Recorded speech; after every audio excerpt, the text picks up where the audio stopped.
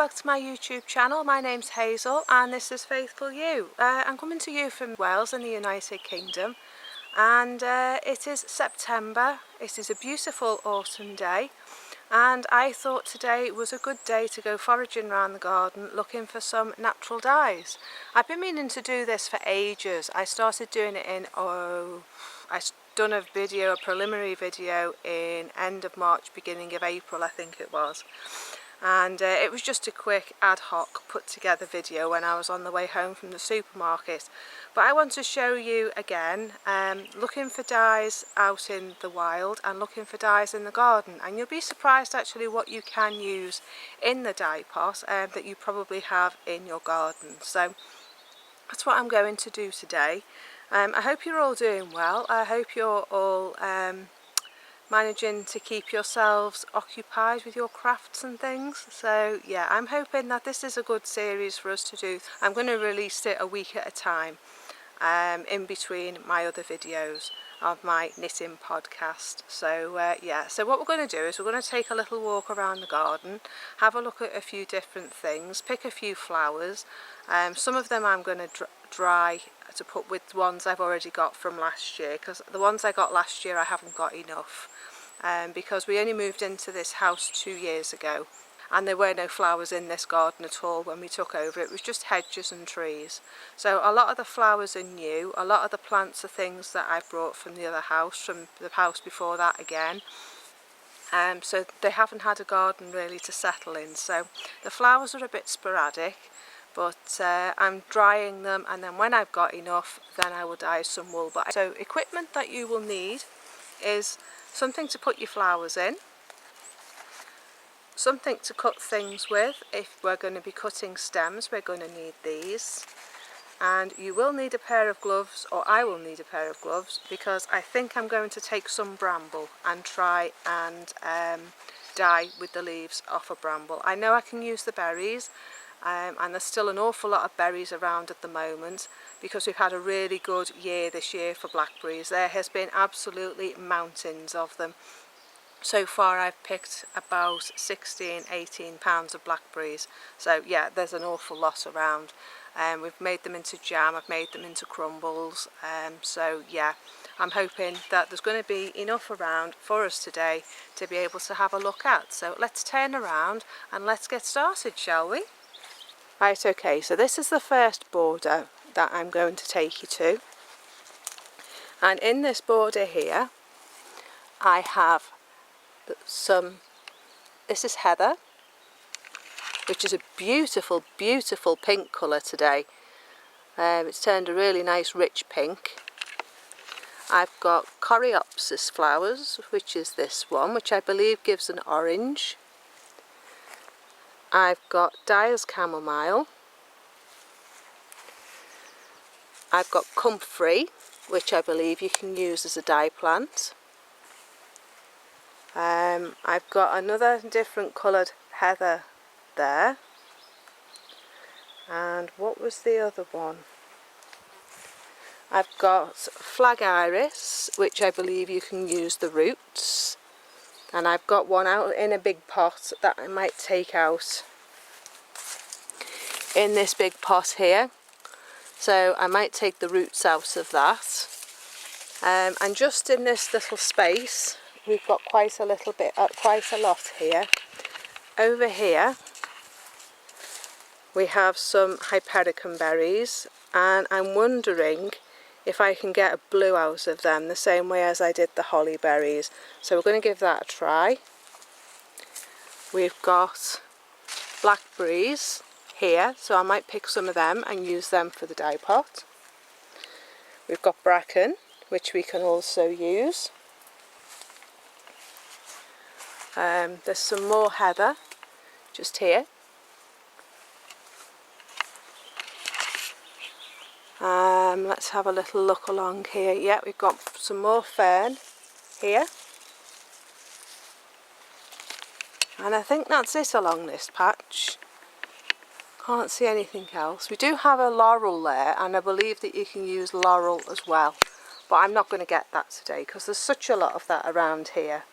I'm going to leave that today. So Yeah, so let's go and start picking some of those flowers. I may need a bigger basket. Right, okay. So I'm not going to take this heather. I'm going to leave this to bulk out for next year because I've picked some heather down the forestry track which I dried last year, so I'll leave that for this year. I'll let the bees have the flowers off that, but it's absolutely gorgeous. Look at that pink. It's like a cerise pink. So yeah, right. Let's get our basket. Now the coreopsis, all you need to do is just pick it. Now I've been very naughty, I haven't been picking these, and the idea is that you pick them and then you get more flowers, but I haven't done that. So I'm thinking that what I'm going to do is I'm going to take all the dead heads off, just give them a pull, just like that. And then maybe this plant will give me another flush of flowers before the end of the season. So pick these. You can see there's quite a lot just on the one plant. I was wanting to do this today, this afternoon, because my husband's going to be working on the chimney. I won't get a chance to do it while he's doing that, and the farmer's been chopping wood in the field behind and he's gone to gather up the sheep, so I wanted to do it while there was nobody around. So I think that's it for the coreopsis. As I say, I need to deadhead it now, give it a bit of a prune and see if I can get some more flowers off it. So that's that. Get down off the hill safely. Next we're going to get these Dyer's chamomile flowers, which is these. I've got another one up the top of the hill, so we'll take just the tops again.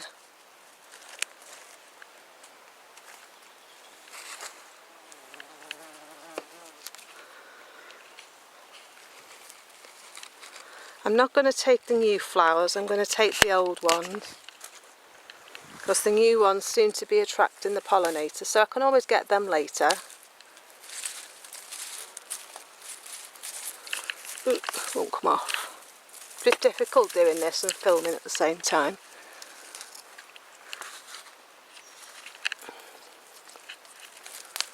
So that's all we can get off that one, I think, for today.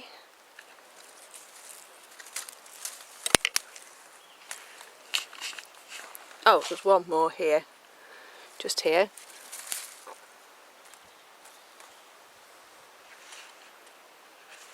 There's one more there. Right, this is the comfrey, and this is what you'll need your secateurs and your gloves for, because it's a bit prickly, and the little hairs on the leaf can actually irritate your hands, and they do irritate my hands, so I'm going to get my gloves. Just want to snip the leaves. I go and strip this one because I want to take it out. It's in the wrong place.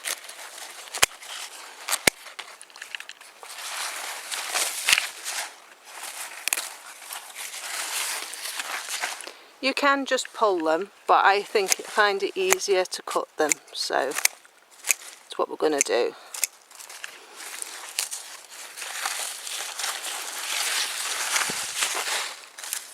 Now I do have another one of these, so I'll take you around and show you the other one, but I'm not going to put those leaves in my basket. I'm just going to leave them there for now and come back for them.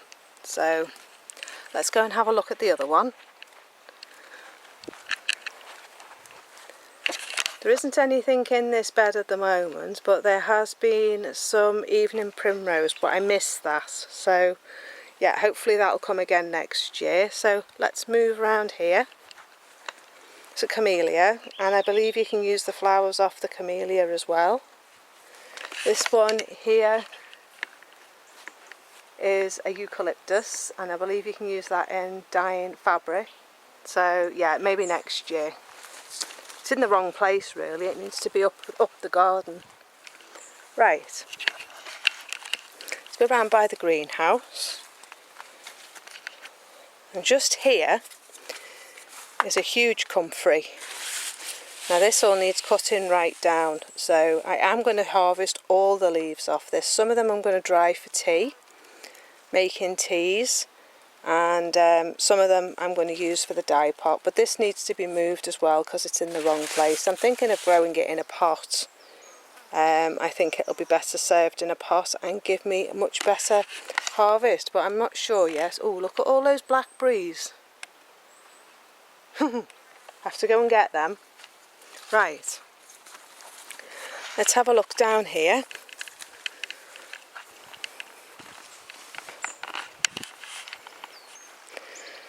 Right, these are the blackberries that I'm going to be picking. Look at these. Look too nice to go in the pot.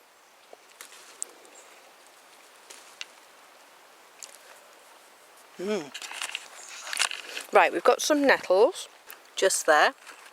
So what I'm going to do is I'm going to cut these. Because these are young ones. There's a couple here, the side of me as well. I've just stung myself on one. You do want gloves for these because they do sting. There's another one here. Because I believe if you use the baby shoots, they're a lot better. And again, I don't want to put them in with the flowers, so I'll come back for them a bit later. So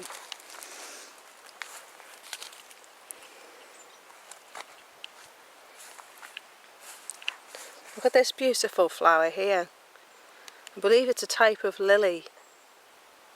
It's absolutely gorgeous. I've got a red one of these as well. Right, another thing we can use, which I believe gives a beautiful green colour, is rosemary. And I've got this beautiful big bush here that belonged to the elderly gentleman who used to have our house. So I could actually take quite a lot off that. So we just want some stems. Don't want to cut down into the dead wood.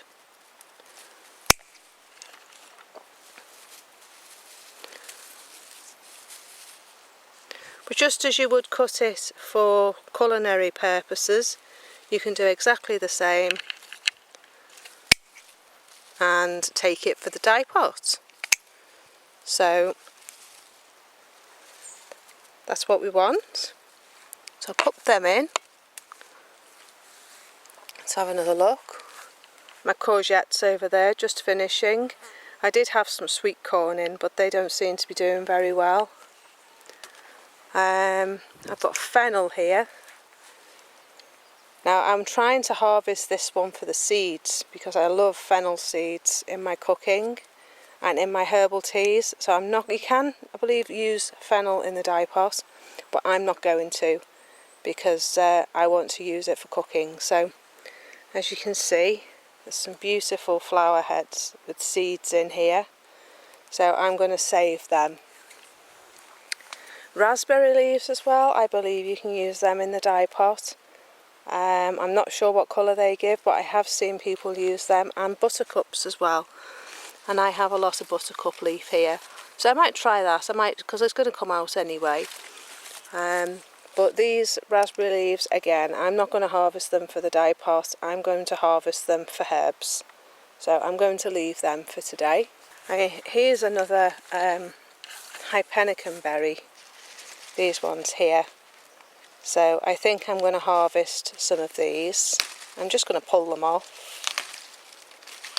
and pop them in my basket. I'm not going to strip the bush because there are so many of them.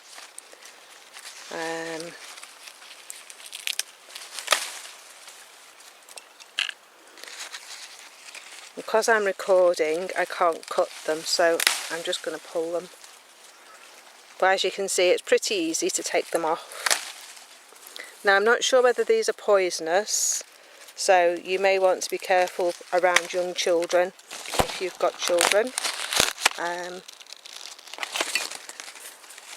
But yeah, they're relatively easy to take off. I'm hoping that I'll be able to use these the same way as what you would use ivy berries, because I got the most beautiful colour off the ivy berries that I did.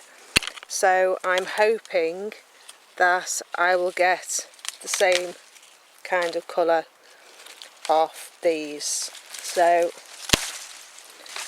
I have a lot of this in the garden, so I am hoping that I'll get a good colour out of it. Right, so that's that. So I'll come back and get them later. Let's see what else we've got. This here is a beautiful Philadelphus. This is one of the tree that I used to sit under in the summer to do my videos. Now I'm not sure if I can use the leaf on that, but what you can use when the branches come off is this here, and it's lichen. Now you shouldn't take lichen off trees, you should only have it off fallen branches, so I'm not going to touch that because we do get an awful lot of windfall here, and I have harvested a lot in the last 12 months, so I don't need to use that. But yeah, this lichen you can use in the dye pot. It's a slightly different way of dyeing which I haven't managed to master yet, but yeah, it's a good one to use. So there's a few different types on this tree. There's this one here, there's this one here which is like a moss, and we also have the reindeer one as well. So yeah, so that's that. As I say, you can use the moss. This one here has been a mullein. Now I believe you can use the flowers and you can use the leaves, but this is finished now, so I can't use that today.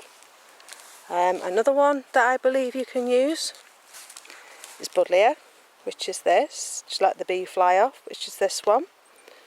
Yet again I've missed the flowers, so I can't use it, but I may have a go with the leaves and see if I can use the leaves. So that's that one.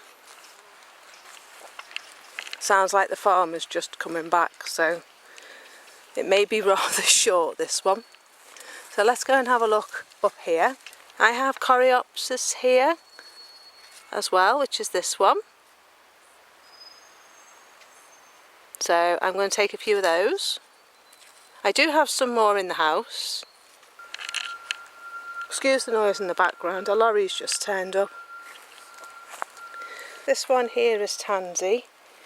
Now I'm not sure if the flowers on this are too far gone, but I'm going to pick them anyway and see if we can get some more growth. So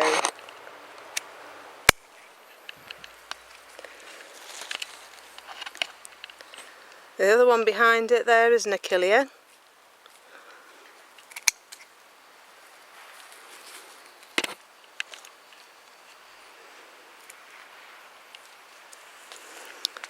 And here there is a new flower head coming as well, so we'll leave that one, and hopefully it will sprout some more new growth for us. I have got another coreopsis.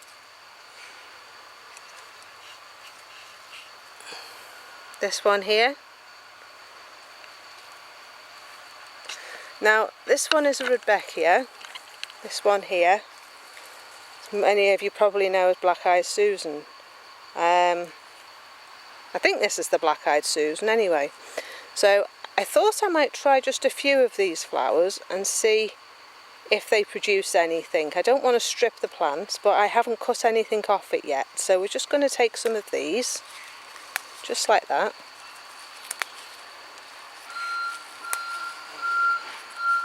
Sorry about the noise in the background, a lorry's just turned up at the bee place at the back.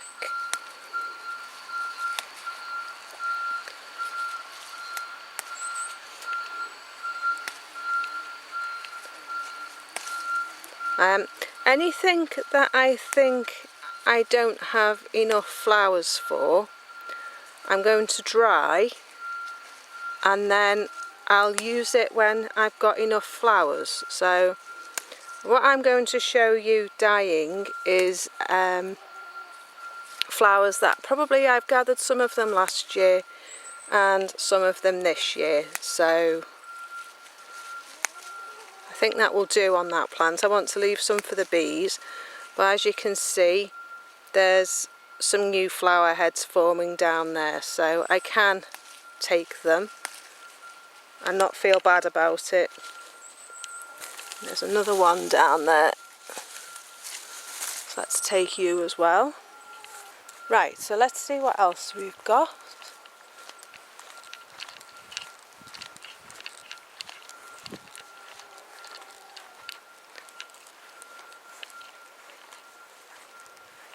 Okay, so this is another one. So I will take a few of these flowers because these look further on than the other one. Actually, I think that was an oil truck. What I'm going to do is I'm going to cut these. Right, so we'll pick these up.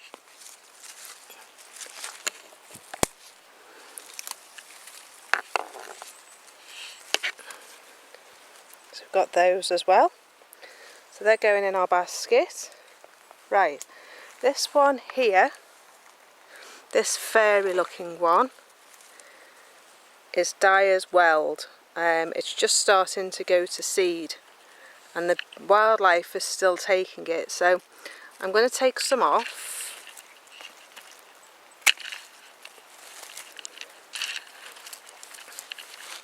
But I'm not going to take it all, not until the wildlife's finished with it.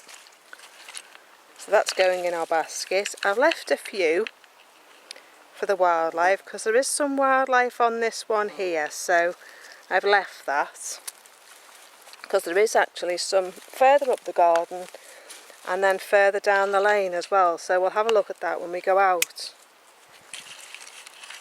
which I might do today. Right, we've left a couple on there. Right, let's have a look at the top of this garden. This is the red one that's similar to that pink one I've just shown you in the other garden, in the vegetable garden. Look at my new rose. I got this for doing those shells for that customer in one of my earlier videos. This one is David Austin, and it's Lark Ascending, and this is a lovely flower. It's very pretty. It doesn't have much of a scent, but it's got loads of buds on it all of a sudden, so looking forward to them. Right, let's have a look along here. I'm wondering whether to try some of that aster. It's what the Welsh here call summer gone, because it's one of the last pretty flowers to flower. So yeah, let's give that a try.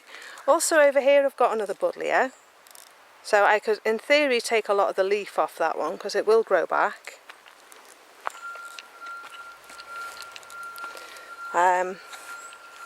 There are dahlias coming through here, and I believe you can use dahlia flowers, so I might have a go of that. And this one again is the same on that Dyer's Weld, and as you can see the wildlife is on it today, so I'm not going to pick it because the bees look like they want the pollen. It's got flies on it as well, lots of pollinating insects, so I'll leave them to have the last of the fruit.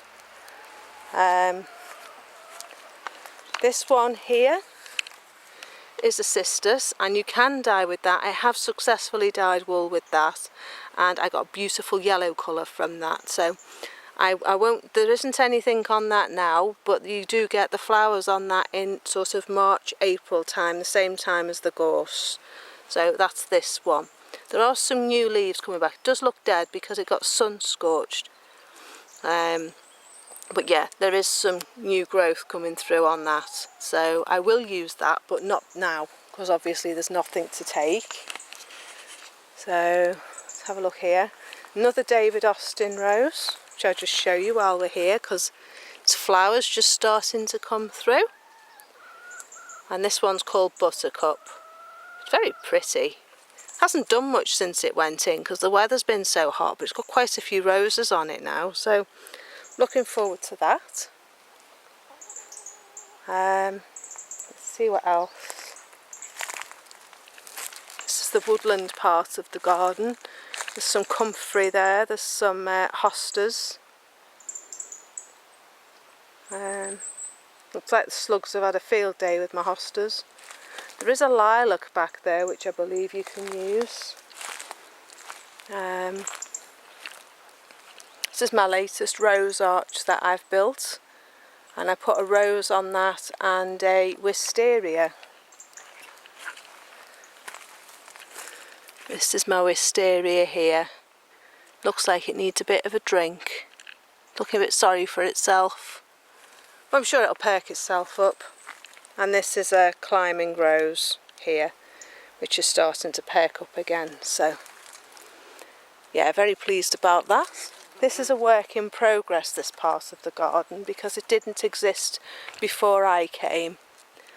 This was all tree canopy. There was nothing here, so it's a bit of trial and error really to see what will grow. Simply because it's still got a good canopy of conifer tree above it, and there's nothing I can do about them. So yeah, it's just a case of trial and error really. So let's have a look at that summer gone bush, which is just over here. This one here. Now unfortunately there's lots of bees on it, so I don't know whether I want to take that. See those bees there, they're beautiful, and the butterfly, look. There's 3 bees on one flower over there. And the butterfly. Seems a shame to disturb them, so I'm not going to. I'm going to leave that until later on, and I'll take it later on today. We'll leave them to have the pollen. This is mullein, the one which I was just showing you in the vegetable garden. And it looks like it's going to have a good spike of flower, but I'm not going to take that for the dye pot. I'm going to save that and have that for my herbal tea. But I could take the leaves. I believe you can use the leaves as a herbal tea as well, which is good for the respiratory tract. But I might actually try that in the dye pot. So I'll leave that one for now. There's another one of the dyer's weld. I didn't realise I had so much of that. Another one of that summer gone, which is an aster. This one incidentally here is a maple, a field maple. Now I don't know if I can use the leaves off that, but they do turn a beautiful red colour in the autumn, so I'm not going to touch them either. This is another rose arch. That's a wild rose which hasn't had any flowers on it yet, but I'm hoping it will next year. And then this one here is called Pilgrim. This is another David Austin. I have had quite a bit of flower on that. It needs a really good feed, so I'm going to go out collecting sheep poo and put a load of sheep poo on it. Let's have a look. I have this one as well. I'm not sure what it's called. I'd be open to people letting me know what it's called. I think it's called a helenium. But please do let me know in the comments below if you know what it is. There is another summer gone at the back there, and another aster. But there's not enough flowers on this for me to pick, so I'm going to leave it because there are plenty of flower buds coming through. But I'm sure I could get a yellow out of that, so I'm going to leave that one for the time being. There's another one here. So we'll leave that for now. There's another dyer's chamomile here, which needs tidying up. There's only 1 or 2 flowers on there, so let's have them. There's another one of that helenium. Seems quite happy up here. I think they like the dry. So that may be a way to go, just putting things up here that like the dry weather. What else have we got? There's another summer gone, another aster. So I think I can safely take a few of those flowers. And here is another one of those mullein spikes. So I'm going to come and harvest some of those flowers as well, and then take the leaf for the dye pot. So I've got some wisteria there, and I believe you can dye with wisteria, but I'm not sure at the moment whether it's the leaf or the flower. So I'll leave that as well for now. But yeah, this wisteria has done beautifully this year. Since the tree canopy is gone, it's gone really nice. Not sure the elderly gentleman would have approved of all the things that I've done, but I'm hoping to get a cutting because there's a shoot coming down at the bottom there. So I'm hoping I'll get some cuttings off that. So we'll have to see. Beautiful penstemon. I'm going to take some cuttings off that as well this year. And then we're round to the barn. So I'm not sure there's anything in here, but I can't get in there at the moment. There's plenty of geranium in there. But I need to get in and sort that out because I've got to rebuild that wall, which I'm hoping to do in the autumn. So yeah, I think that's it up here. I can't think of anything else. I can't see anything else. Right, okay, I think that's it for now. We've had a good walk around the garden, and as you can see, there's plenty in the garden that you can pick to put in the dye pot. Even grass, I believe you can dye really good wool with grass as well. So yeah, that's it for now. As you can see, as I say, there's a few plants around the garden. I've just noticed as well, let me just turn you round, I don't know whether you can see it, but up there are some rowan berries. Now that tree needs to come out because it's in the wrong place, so I can take those berries off and try a small amount of wool and see what colour I can get. Yeah, my husband's just come home, so I'm going to sign off now. But thanks very much for joining me today. If you do like my videos, please do like and subscribe, and please do hit the notification bell to keep up to date with my videos. And I will see you next time. So I hope you enjoyed the tour around my garden. I'm going to go and chill out and do some knitting now, and I'll see you in the next videos. I'll see you soon. Have a good week, and bye for now. Bye.